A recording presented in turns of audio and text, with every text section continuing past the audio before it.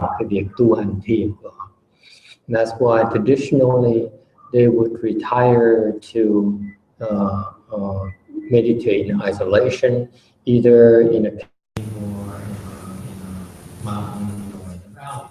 Các ngài thường thường thì của họ là các ngài luôn rút vô về núi rừng thung lũng để mà tu bát phố, in order to calm the mind, để mà lắng cái tâm. When you're away from in the nature, thì trở về lại cuộc sống thiên nhiên, it's much easier to calm the mind. Để trở về lại thiên nhiên thì dễ mà lắng cái tâm hơn. And so they spend years calming their mind. Nên là các ngài họ nhiều năm trời để mà lắng cái tâm xuống. And after the mind was calmed down, then they have a method of practice to help them open their transcendental wisdom. Mà sau đó các ngài có cái phương pháp hiệu công đặc biệt để mà khai mở trí huệ của họ.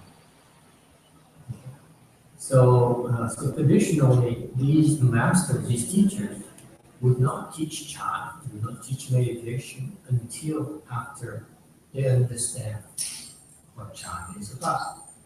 Theo thông thường hệ thống của họ thì các ngài không dạy thiền, chỉ dạy thiền sau khi đã hiểu thiền.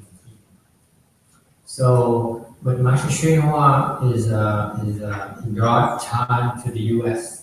In the 1960s. Ngài Tiến Hóa đã đem cái thiền tông từ bên Trung Hoa qua nước Mỹ từ năm 1960.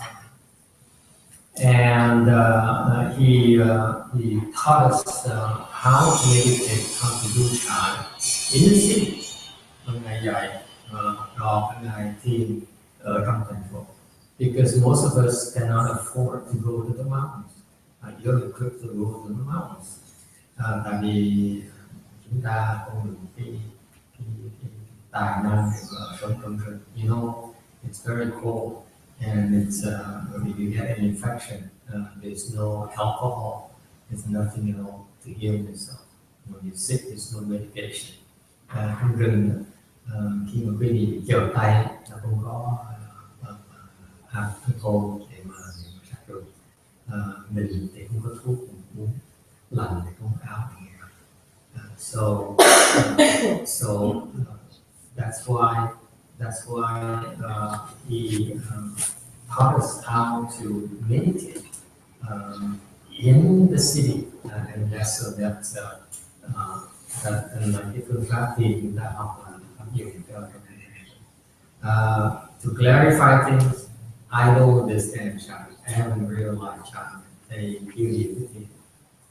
But rest assured, what I'm teaching you is what he trained me, what basic his training that he taught me.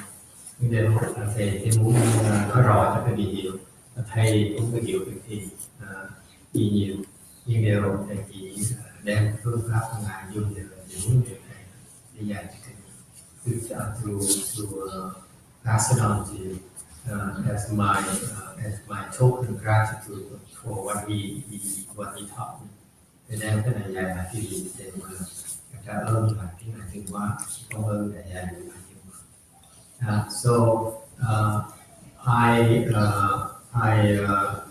apply this method and adapt it to more be more in the society. Thì dùng phương pháp đó áp dụng vào cái xã hội sinh viên. To help you calm your mind and open your transcendental wisdom, để giúp quý vị lắng tâm xuống và khai mở trí huệ chân chính của mình. Okay, that's what this Chan is about. So, does anyone have any questions? Anything you'd like to discuss? Ngày nay có ai có thắc mắc gì, có gì muốn nói? You know, the nice thing about this environment is that you have the chance to ask questions that bother you and you don't understand.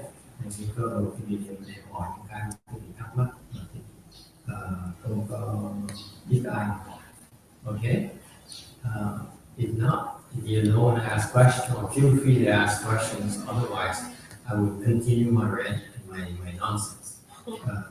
Nếu không ai hỏi thì lúc nào mình phải tiếp tục thể nói, và lúc nào cái gì mình có thể lên tay hỏi. Bất kỳ cái gì muốn hỏi. Okay. Anything that crosses your mind, anything that you don't understand, that you need clarification, you'd like to discuss, please feel free. The spirit of Chan is a spirit of sharing. Quý vị nên nhớ lại tinh thần thiền tông, cái tinh thần rất là cởi mở. Có gì nói, I don't understand, I'll tell you I don't know.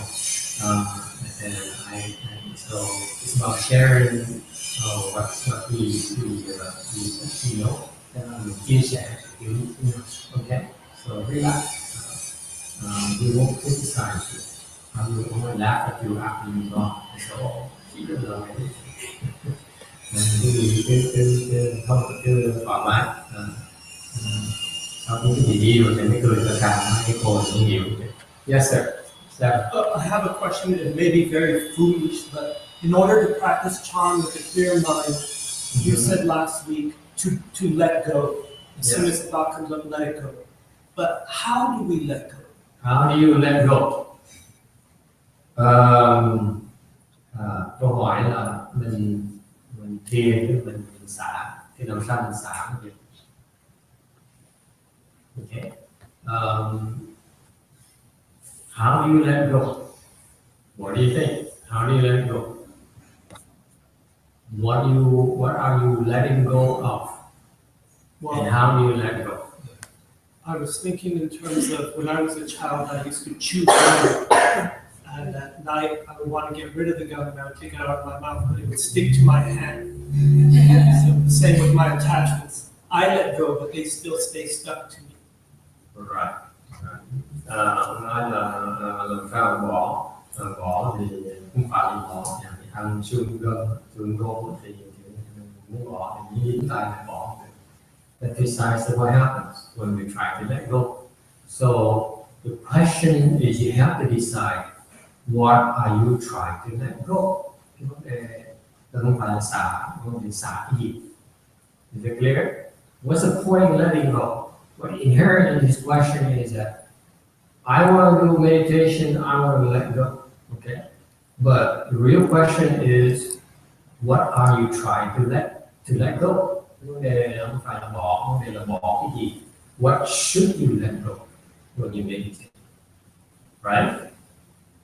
And nếu quý vị thiền, quý vị nên bỏ cái gì? What do you think?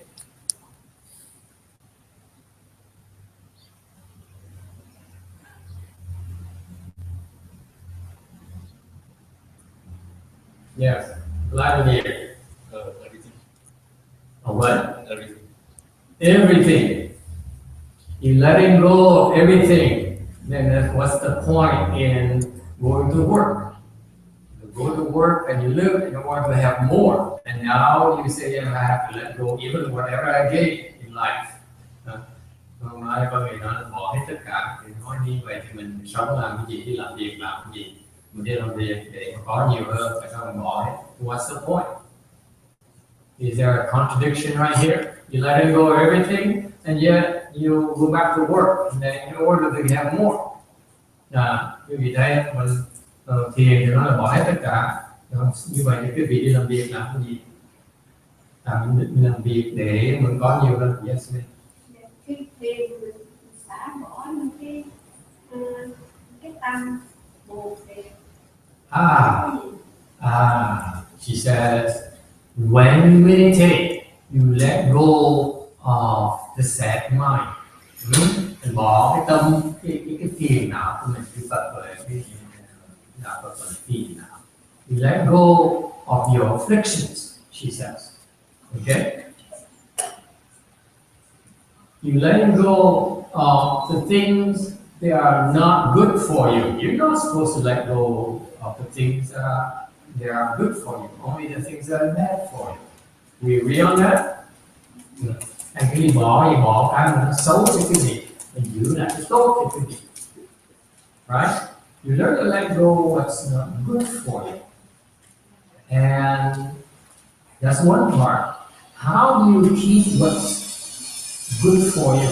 Cái phần cái gì đâu ta khi giữ lại cái mà tốt cho cái gì. Yes? Wouldn't you want to keep what's good for you first and then, let go of what's bad for you? Không phải cái gì ai cũng muốn là mình giữ cái tốt thì mình bỏ cái xấu. Yes, ma'am. I think maybe when you let go, maybe you detach emotionally from things happening in your life, things that you own, and then you get a fresh perspective when you reinsert. So that's your daily life, reevaluate what's important. He says you need to evaluate what's important and you need to let go what's negative, what's bad for you. Okay? Is that what you just said? Okay. Tôi nói là mình phải biết phân tích cái gì tốt cái xấu và bỏ những cái xấu. Okay. So it requires what you just said is it requires the ability to discern good from bad. Okay, tức là phải biết rõ ràng cái gì tốt và cái gì xấu. Okay. By the way, I simplified it for you. Okay, there's no need to worry about keeping what's good for you. Thầy nói cái gì này, cái gì không cần phải lo nhiều cái tốt. Okay, there's no need to worry about that. All you worry about when you do meditation, it could be there. All you worry about is to get rid of what's bad for you. Cái tiền không có cần nghĩ thì giữ cái tốt. You're not worried about losing. You're worried about shedding what's bad for us. Chúng ta chỉ lo không lo sợ mất cái tốt mà chỉ muốn bỏ cái xấu thôi. Because if you are able to let go what's negative, what's bad for you, what remains is good for you. You don't need to worry about what's left. If what's left is good for you. Anh là cái gì theo mình thiền mình tìm cách mình bỏ những cái xấu cho mình, cái hại cho mình, thì tự động cái còn lại cái tốt của mình. Right? You know, this is inherently in the Chan practice. Cái này theo cái tinh thần của thiền thôi. We are inherently endowed with so much wealth, so much goodness. Chúng ta có đầy đủ cái bảo vật kho tàng tốt, rất đầy đủ. We repeat with greatness. Chúng ta đầy đủ như thế.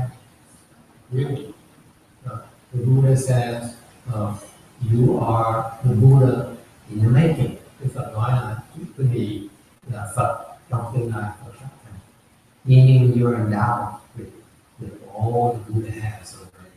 Chứ có nghĩa là có sẵn cái Phật tính, có tàng vô giá. Okay. And what in order to realize your potential, và để quý vị thực hiện cái năng cơ của quý vị, tăng cơ của quý vị, all you have to do is to get rid of what's negative, the emptiness inside. Chỉ cần bỏ cái xấu xa, cái không tốt trong mình thôi. And that's how we realize the potential. Và như vậy quý vị sẽ thực hiện cái cơ năng của quý vị. You will help it with all that treasure. Chúng ta có đầy đủ căn cơ is being covered by all this ignorance. Hiện giờ cái gì kém bậc bởi những cái không tốt. Okay. So therefore, you do chant in order to answer 7 now. Bởi vậy cái do cái gì mà thiền để to let go of the ignorance, to bỏ những cái xấu xa. That's what chant is about. Okay, so borrowing the concept this lady here brought up, she said, you discern that what's good and what's bad, right? And that theo cái ý của cô mới nói, mình biết nhận ra cái xấu, you need to discern what's bad for you. Mình biết nhận đi là xấu. So what's bad for you? Hmm?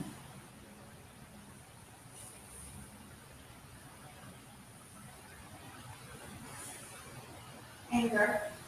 Anger, very good, thank you. Cái mà xấu cho quý vị là cái ngữ excellent. Anger is not good for you. Why not? Because anger will be very bad for your child process. If you're angry, you will not be able to meditate well because your mind is agitated. Và nếu quý vị giận thì quý vị khó mà thiền. Tại sao này? Khi quý vị giận, cái tâm quý vị nó dao động quá, thành không thể nào yên tâm được. When your mind is agitated, it's very difficult to still. Okay. After meditation is to learn to still your mind. Cái thiền là để làm quý vị lắng tâm xuống. Và cái động mà cái giận là cái nó lắc cái tâm quý vị. Whereas anger, if you nurture anger in your mind, then you actually agitate yourself, agitate your mind. Okay, excellent, very good. So, if you know, so in practical terms, nói một cách thực tế, when you know you're angry at someone, nếu bị biết mà nó giận người, you're angry at your spouse, giận chồng mình, you're angry at your children, giận con mình, you're angry at your co-worker, giận người nhân viên.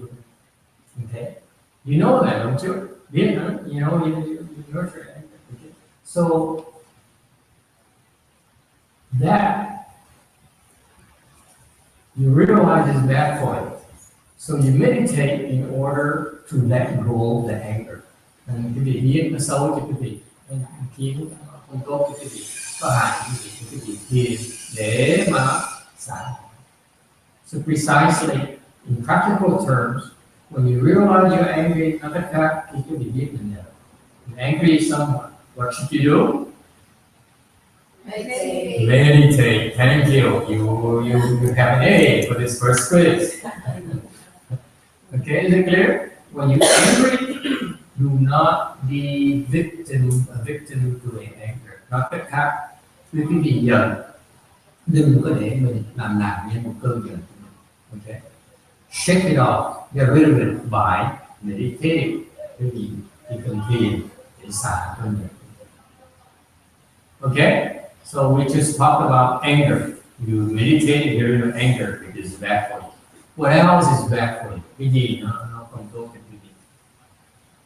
Depression. Depression. Depression. Depression. Trả lời.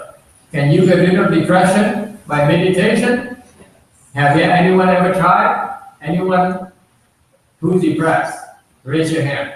No, you don't have to raise your hand. I raise my hand.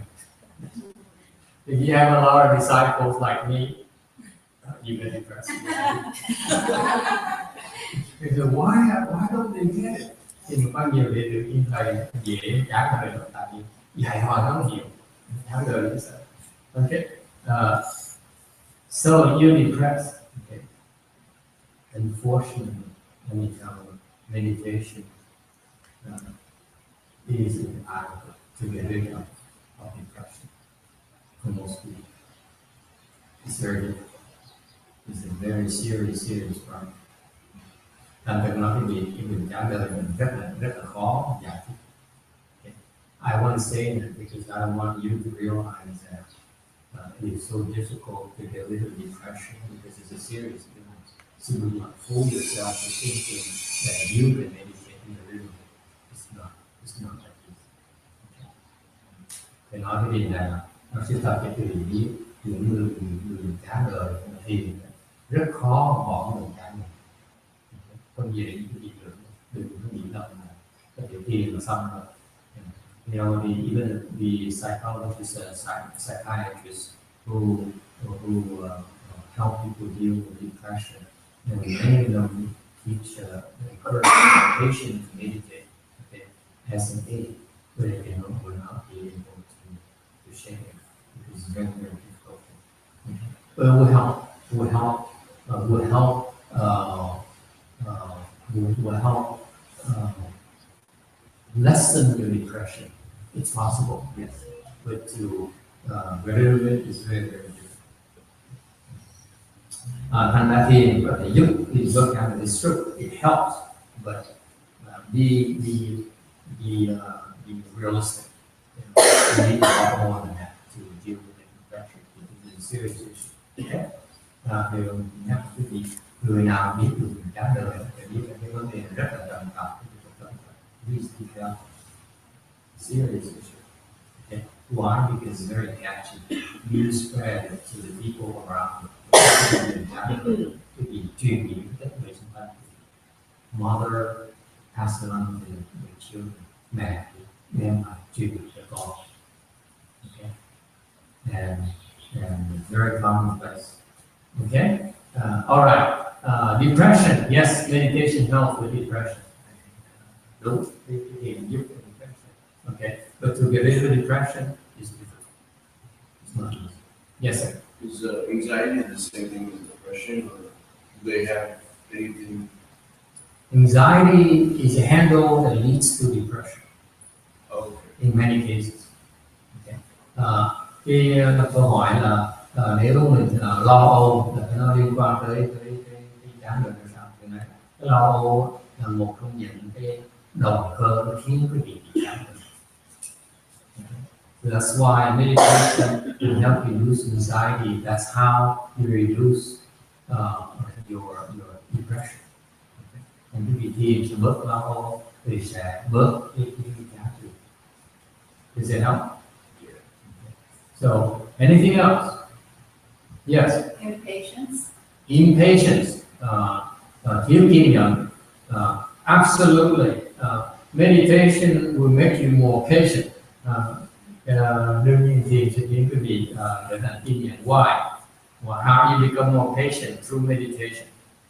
Sao mình trở thành kiên nhẫn hơn nhờ thiền? You calm your mind, your thoughts, you know. Mình hiểu mà. What is patience? Patience là cái kiên nhẫn. What is patience? Can someone help me define what patience is? What does the dictionary say? What do doctors say? Understanding. Patience, understanding, yes. Accepting, what else? Yes? What's patience? Waiting. Huh? Waiting. Excellent.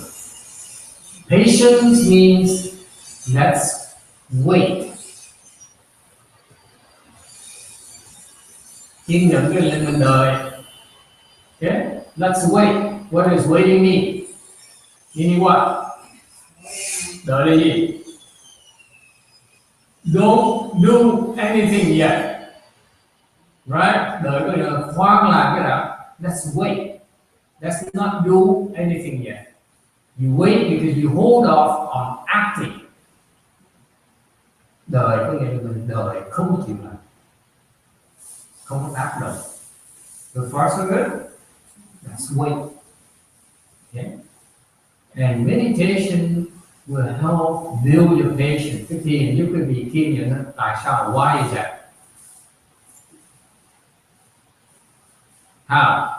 How does patience help make you more patient?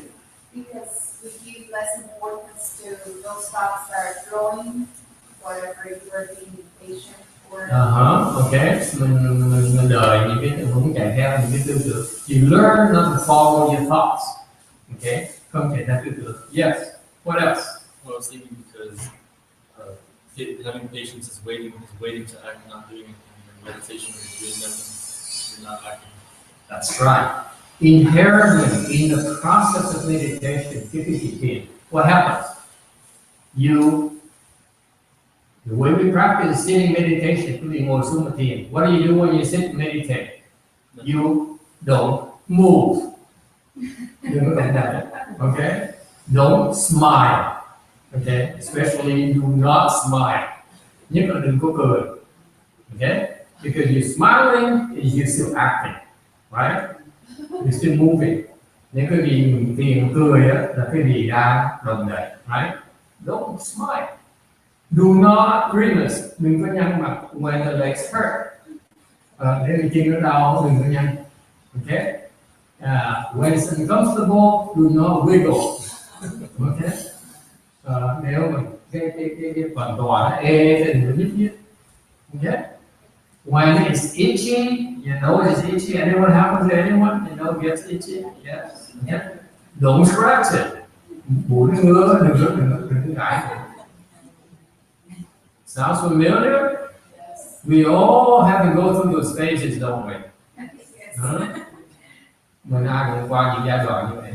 That's what meditation is about. First, you learn to sit still. Cái thiền là đầu tiên hết cái việc ngồi yên. Okay. This is a chant that we advocate. Cái thiền chúng tôi dạy như vậy. I know most of chant teachers tell you about, teach you about anchor when you dạy tâm chú.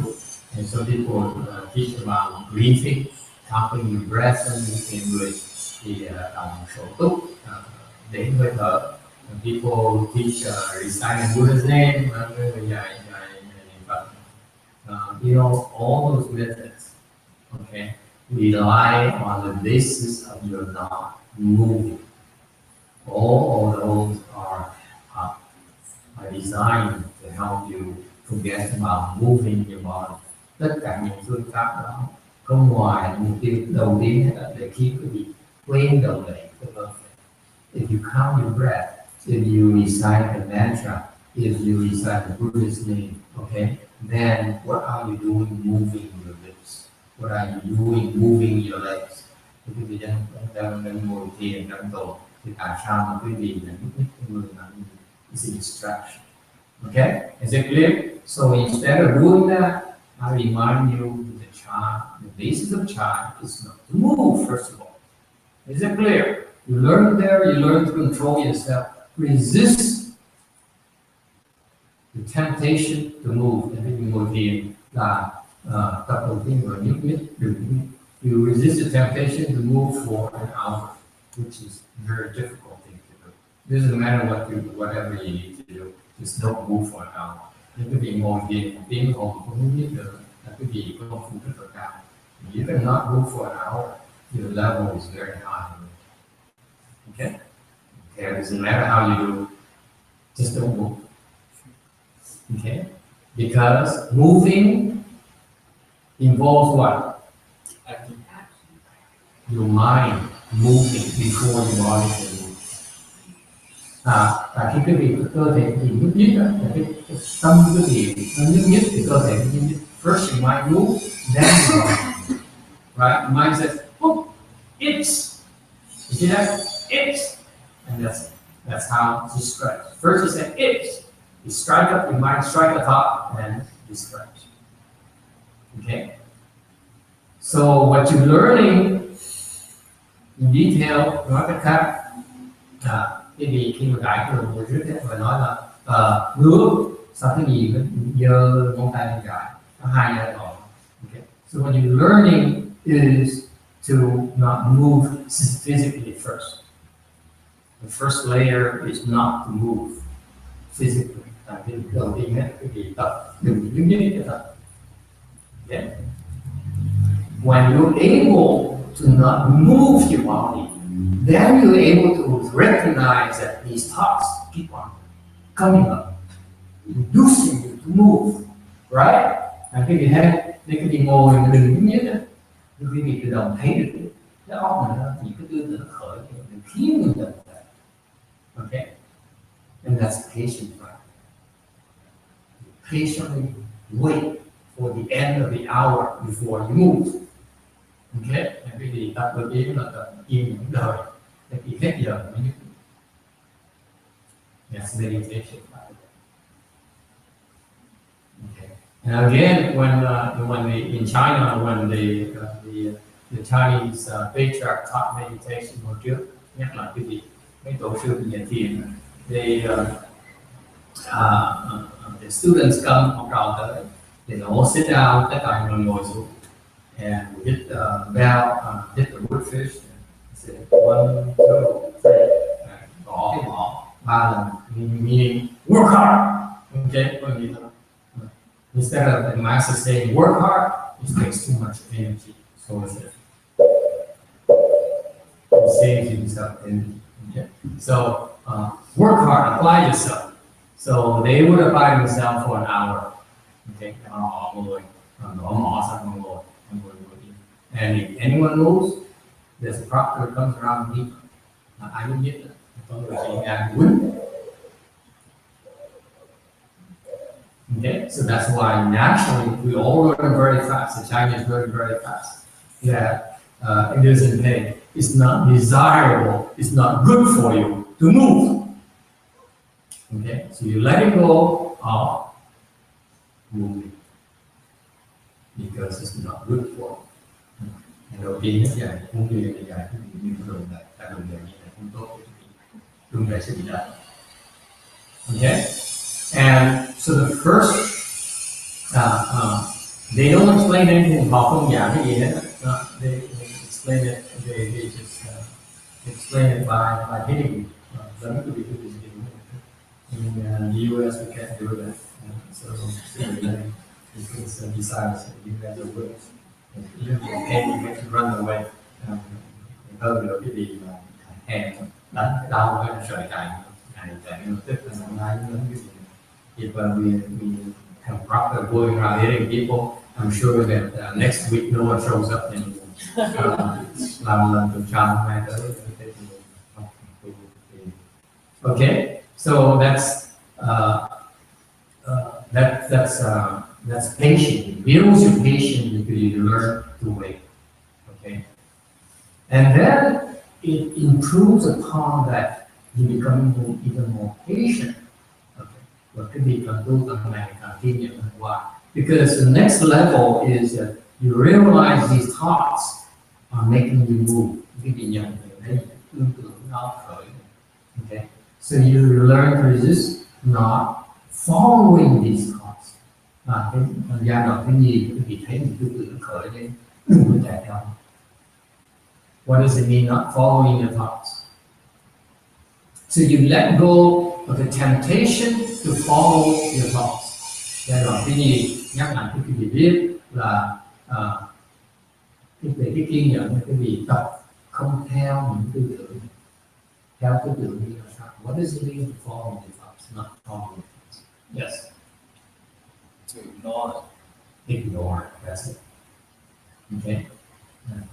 Do you realize, could be healing? Here's what happens to us. Thì xảy ra khi mình nghe, thì mình xảy ra khi mình nghe. Okay. Imagine yourself right now in Buddha Hall, we have 5 doors. Bây giờ chỗ chúng ta ở, thì Phật đường này có 5 cái cửa. There's 5 doors. 1, 2, 3, 4, 5. And they're all open. Tất cả đều mở, 5 cái cửa đều mở. Okay. And because these doors are open, people come in from this door, and the person from the other door, and then the dog comes in right there, and then sometimes it's a cat. We have a lot of stray cats in the area, and sometimes there's, so the doors, you see, there's one person walking in. Hello, come in. You see? So that's what happens. So you see the constant motion with these 5 openings. Okay. So what happens is that you yourself have these 5 doors. Okay, cái đó từ cho 5 cái giác quan của mình. The 5 doors are the 5 sense organs. Đó là 5 cái giác quan của mình. Okay, your ears. Here, the circular saw. Our neighbor just bought a new house. The new owner moved in, so they are doing remodeling on Saturdays. Okay. Mới mua mới có chủ nhà mới nói gì họ đem sửa nhà, nghe cái máy hư. Okay. So your first door is your ears. You sit there and meditate, you hear noises. Okay. Ngồi đó thiền nghe âm thanh. Okay. It's not as bad for you. I sit here and meditate. You know what happens to me could be if thầy ngồi đây thì gì xảy ra với thầy? I smell food being ripening. Thầy ngồi đây ngửi được mùi trái cây nó đang chín. So there's a whiff of air that brings the odor of fruit being ripened to my nose, especially So every now and then people give us jackfruit and you put it right behind me. Nhưng mà đâu có nhiều người ta cũng biết đó. Để ngay sau lưng này, I can smell the whole hour. And I say, and I love jackfruit that way. When they try to hit, I'm hit. Oh. So you sit there the whole hour and say, oh, today. Mình ngồi thiền mà trong tâm nó nói nít nó chín rồi chắc là sắp được ăn nít. Okay. So now you are being titillated by your nose. Okay. You're distracted by your eyes. Mắt bị mở ra. Là cái gì? Những cái hình. You're distracted by the sight you see. Mắt cái gì nó bị những cái hình ảnh nó kích thích. Okay. Yeah, your body feels the heat. Today is very hot day. Ngày hôm nay very nóng. Cái cơ thể nó khó chịu, nó nóng. Right? Okay. So what else? What is the fifth door? You have your eyes, your nose, okay, your ears, and your mouth. Okay. When you eat, okay. You are engaged with the flavor you're eating, so you're totally distracted. Okay, and that's why the Chan students, the professional Chan students, they're taught to chew for 25 times before swallowing. Có những cái thiền sinh thường thường dài là 25 lần trước khi mà nuốt. I only swallow 3 times, and I only chew 3 times and swallow because same time. Anyway, okay. So you have these 5 sense organs. They are constantly agitating your mind. Now, khi đi ngồi thì ra, when you're meditating, your 5 sense organs are distracting, agitating. Cứ đi ngồi thì nắm giác quan nó bị đau, like it or not. Okay, and so because of the 5 sense organ, your mind, okay, is registering the distraction, and it tries to discern it. But the operator,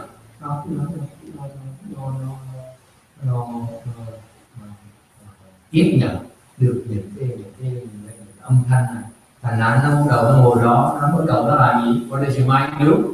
Like it's used to doing all day long? It what? What do you do all day long with your mind? Move. Huh? You think about what? There's a special kind of thinking that's very bad for you. Óc cái gì tuần này làm một chuyện rất là xấu cho quý vị. What is it? If you give me the right answer, I can finish the lecture right away and we go have lunch. Okay, there's no sense in waiting for lunch anymore. Nếu ai trả lời đúng, okay, thầy sẽ xin ngừng lại mình có thể không chưa được. Yes, sir. See, follow me and respond right away. Someone is hungry. Is it repetitive thinking? Repetitive thinking? No. Yes, ma'am. Worrying? Not quite. Yes, sir. Active? Active? No. Going away? Yes. Negative? Getting there. Scattered. Scattered? No. Greed, hate, and jealousy. Huh? Greed, hate, and jealousy. Greed, hate, and yeah, no. Yes, no, yes, no, yes. Something very specific that you do is very bad for you. Yes. Judging. Ooh, you hot. You hot. Yes, yes. Discrimination. That's what we love to do all day long. We discriminate. You need to like phân biệt. You discriminate good and bad. Phân biệt tốt và xấu. Agree? Ugly or good looking. Bad. That's all. Yeah? Right? What? On and on. As soon as you see something, you discriminate. Một khi quý vị bất cứ gặp cái gì là bắt đầu phân biệt. That's what we do all day long. We discriminate. Phân biệt hoài. Okay? And be proud of it. You go to school, you go to college, you get a degree, you get an education in order to be able to discriminate better. Vì giáo dục quý vị học trong trường học đại học ra thì phân biệt hay hơn. Okay? Time, we don't discriminate. We learn to stop that bad mind that discriminates all the time. Here. No different here. Okay? There's no need to discriminate so much. Okay? Không cần phân biệt gì hết rồi. Nhiều quá lớn. Okay? Because the discrimination of good and bad is only imaginary, believing. It's false. The Chan word is false. It's false discrimination. Là cái tâm phân biệt và là cái hảo, cái vọng. Okay. So we learn to calm the mind by discriminating less. Bớt phân biệt. Does it help? You agree or not? Yes. This is what we do. This is what society rewards us. The ability to discriminate. Okay? And is there a contradiction có cái sự mâu thuẫn trong không? If we don't discriminate, how are we going to be able to function in society? Nếu quý vị không phân biệt làm sao mà sống trong cái xã hội này, how can you survive in society if you don't discriminate? Is the anti-child? What's the point of learning child not to reduce discrimination and then you go back to discrimination? What for? Yes. To not discriminate unnecessarily. Okay, that's a good point. First of all, you learn not to do it unless you have to. Because right now, you cannot help yourself. You discriminate constantly. Okay. Thứ nhất là cái gì bớt phân biệt để tập phân biệt khi nào mình cần phân biệt. Okay. For example, if your race depends upon it, your work, you need to discriminate at work. By all means, discriminate. Okay. Analyze, differentiate, discriminate, choose. Yes, it's necessary. But when it's not necessary, when you drive, why do you have to discriminate? Sợ mình biết phân biệt là đúng. Để lúc mà lái xe cũng phân biệt làm gì? What's the point of discriminating? And yet you might be still discriminate constantly, right? Even when you drive, right? It's not necessary. Good point, number one. What else? How do you know?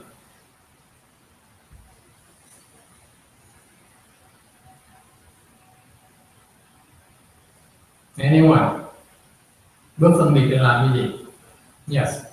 Discrimination could create attachments and afflictions because you're making value judgments that you internalize, and then when those don't come true, you compete with yourself to say that yes, they are, no, they're not. Yes, discrimination reinforces your attachment, not creates, it reinforces your attachment. Your attachment is a lot deeper than you think. You're not creating your attachment. You're only reinforcing your attachment. Cái tâm phân biệt nó xác định những cái chấp trước của quý vị. It reinforces your prejudices by the way. Nó xác định thân ý của chúng ta. You have these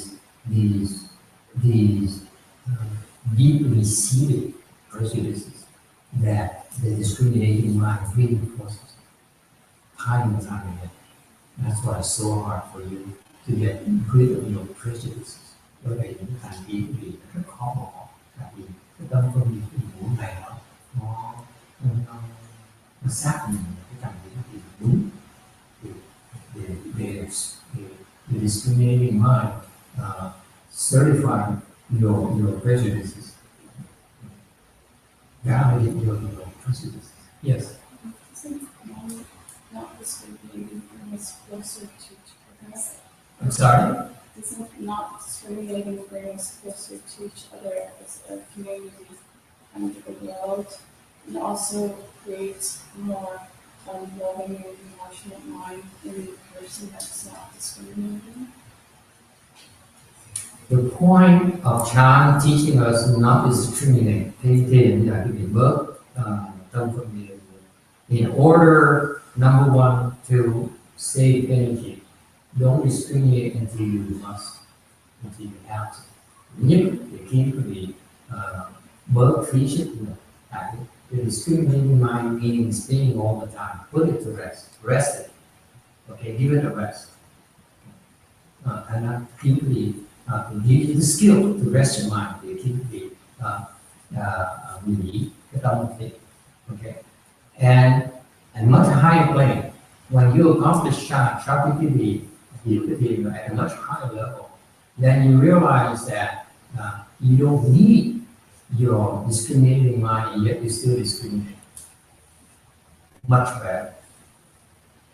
You can see much clearer when you stop comparing and discriminating all the time, because your discrimination is based on your prejudices.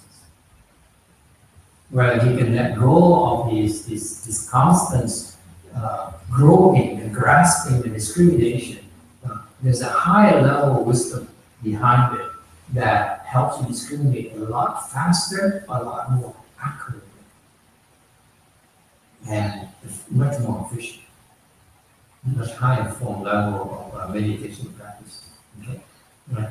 And tới cái trình độ thiền cao đó, cái vị cái tâm phân biệt cái vị nó ngừng lại rồi, thì lúc đó cái ý chứ về cái vị nó phát ra thì nó cái vị phân biệt nó lẻ hơn, nó chính xác hơn và nó hữu ích. Don't worry about the fact that you lose your ability to discern. Not at all. Okay, you're losing you developing a skill of discrimination is very, very advanced. Okay, that's not necessarily based on your 5 sense organs. Your discriminating mind right now is based on the 5 sense organs. Often we nhiều cái giác quan. Okay, whereas your true discriminating mind, okay, doesn't need this 5 sense organs. Và cái tâm thực sự của quý vị nó không cần cái ngũ quan và phân biệt được. Yes. Như là thầy cũng nói tới chuyện nghe mà như không nghe. Chọn thầy nói cái bí, thầy nói cái bí mà mình biết là nó tốt là nó xấu mà mình không cần phân tích. So for example, ultimately, okay, when after you are able to let go of your discriminating mind, you're able to know without discriminating what's good and what's bad, without any discrimination whatsoever. Okay, to give you the details of how to understand. Có phân biệt cái gì như là nó vừa cái giác quan nó biết nó phân tích ra từ cái giác quan cái này nó dài nó ngắn, cái dài nó lớn hơn cái ngắn, cái to nó lớn hơn nhiều là hơn thành nhiều giác quan phân tích thành nó chậm. Còn cái trí về cái việc biết và tức nó biết là tức nó cần phân tích. What happens is that the Chan masters, people like Master Shenron at his level, they no longer discriminate. Các ngài không còn phân biệt với cái gì. He doesn't care about big or small, rich or poor. Ngài không còn phân biệt nghèo, giàu, to, nhỏ, vừa và hại, beneficial or unbeneficial. He doesn't care anymore. Trust me. Cái trình độ này hóa nào còn phân biệt. Okay? Can anyone be like that? Why you're not in that? See? None of you is there. He's at that level. Okay? So that he can know, he has this kind of knowledge that you call wisdom. He knows without having to discriminate. Cái trình độ này là ý, không cần phân tích. Okay? Cái đó là trình độ. Anything else? Good question. And unfortunately, there's not enough time to go into all the details, but thank you for your participation. And time is up, we should go have lunch, because otherwise, we'll miss out on the hot food that's being prepared for us. Okay, what we need to do.